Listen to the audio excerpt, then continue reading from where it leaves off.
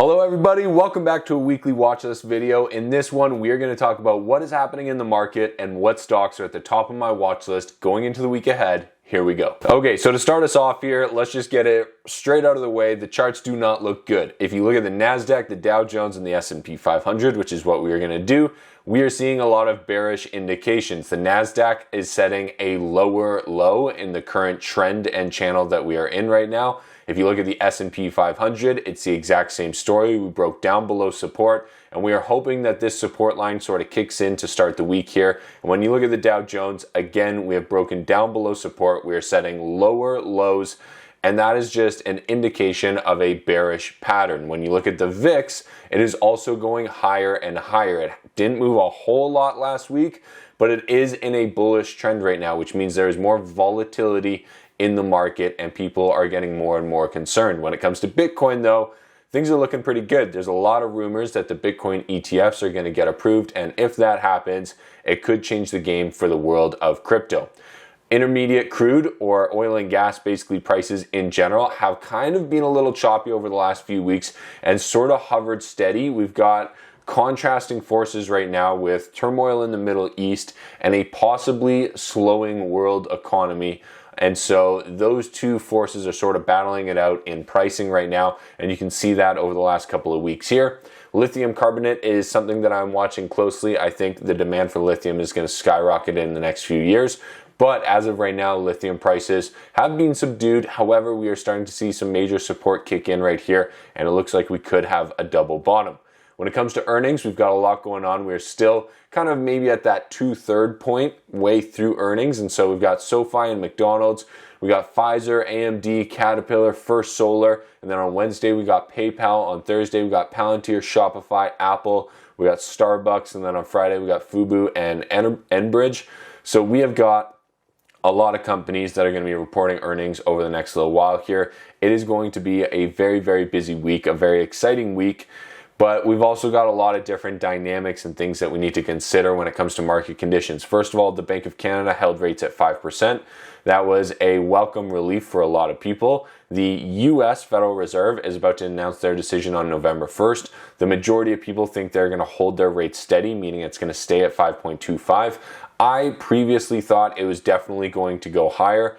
The more and more I sort of read into it and look at what's going on, I could see them kind of going both ways, but the majority of people definitely think it is going to hold. Mortgage rates continue to climb though, and so do bond yields. And what's interesting here is that, let's just say you're an investor that's been in the market for a while. You know that the S&P 500 gives you an average of, let's say, 7 or 8% return, but bond yields right now are giving you 5% return. And so is it worth the extra risk to put your money into the market, or should you just take the 5% and be happy with that because there's no risk? And so that 5% is becoming a lot more attractive to a lot of people, and it means that there is less demand in the stock market, and it is putting some pressure on these prices. For instance, like I am making 6% completely risk-free in a high-interest savings account right now, and you just can't do that in a lot of other places. And so people are weighing out what they can get risk-free versus what they can get in the stock market, and a lot of people are deciding that the risk-free rate is very attractive right now,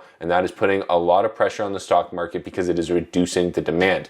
We have seen this in a variety of different ways, and we're also in the middle of a choppy earnings season and sort of an inflection point in the stock market based on the technical analysis. And so we have a lot going on right now. Now, recently, I've been doing a lot of different digging and research and analysis of both high interest savings accounts and GICs. I'm building spreadsheets on both of them. If you want to get access to it, it's at the link in the description to this video. But here's my spreadsheet for different GICs that are available in Canada. I'm going to be doing this in the US as well pretty soon. But you can get a completely risk-free 5.98% one-year GIC with Wealth One Bank. You can also get like 5.7. I want to say there was a 5.78 with Wealth Bank, like 5.85 with Laurentian Bank. You can get some really, really reasonable returns on 1 year, 2 year, and even 5 year GICs with very low minimums of $500 or $1,000. And so just consider before you put your money into something, you need to make way more than the risk-free return of 5 to 6%. So if you think something's only going to go up by 7 or 8%, maybe you need to evaluate that additional 3%. Is it worth the risk that you take on by investing in that company? Something that you really need to consider.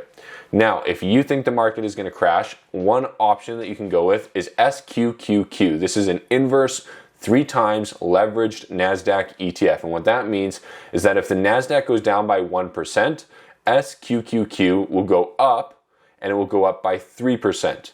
The inverse means that it does the opposite of whatever the ETF is that it's tracking. So in this case, it's the NASDAQ. So if the NASDAQ goes down, this ETF goes up. And since it is 3 times leveraged, it goes up by a multiple of 3. This is not great for long-term holds because it has some decay with it and it uses options in order to get that leverage. But it can be a great tool for short-term trading, short-term investing. If you think the market is going to crash or if you think there's a pullback in the NASDAQ, this can be a fantastic tool to make money by purchasing something so that you don't have all the downside risk of having to short the NASDAQ. Now, the second one here is Marathon Digital. Like I said, the crypto markets are booming right now. I actually made a trade in Marathon Digital earlier this week. If you want to get access to my trades, I post everything in my Discord chat. And this one's really interesting because it's holding support at $7.16. You can see we hit a low here. We've basically been trading above it ever since. I like them though because there's the largest publicly traded Bitcoin or crypto miner, and they have the second largest publicly traded Bitcoin holding. What that means is that the only company with a bigger holding of Bitcoin that is publicly traded than Marathon Digital is MicroStrategy, and holding Bitcoin is pretty much just their entire strategy. These guys are a miner, but they also have huge exposure to the Bitcoin that they're holding, which is really, really nice. Next one here is Stride Inc. I'm a huge proponent of the online learning industry in general. I think it's going to do extremely well over the next 10 to 20 years. I've been a big fan of Coursera and Udemy. I've talked about them a lot, but one company I haven't talked a lot about is Stride Incorporated, ticker symbol LRN. They just reported earnings. They came in better than expected. They generated a healthy profit in a quarter where they usually lose money because they just reported their last quarter and it's the summer break quarter. So it's not a lot of people in school purchasing their products. They usually lose money in this quarter, but they actually generated a profit which beat expectations, which is why the stock gapped up. I think they're going to do well over the next little while, especially with some of the debates that people are having about how their children are being taught. It is creating larger and larger demand for services like this. So very, very interesting dynamic here. And then we have a company called Albemarle. This is a company that mines for lithium. This is the company that I plan to buy when lithium prices go back up. It's a great company. It's well run. They've been paying a dividend for a while. They're the largest lithium producer that I can find, or at least one of them. And I think they're going to do extremely well long term. They have big expansion plans. But again, everything sort of depends on the price of lithium here. Now, if you're interested in learning more about how to make these trades, or you want to learn more about how the stock market works, I have lots of courses on Skillshare where you get 1 month completely free. It's kind of like Netflix, but for courses. And so you can take all of my courses with no limits. You can take all of Ali Abdal's courses. You can take courses from anybody you want on the platform.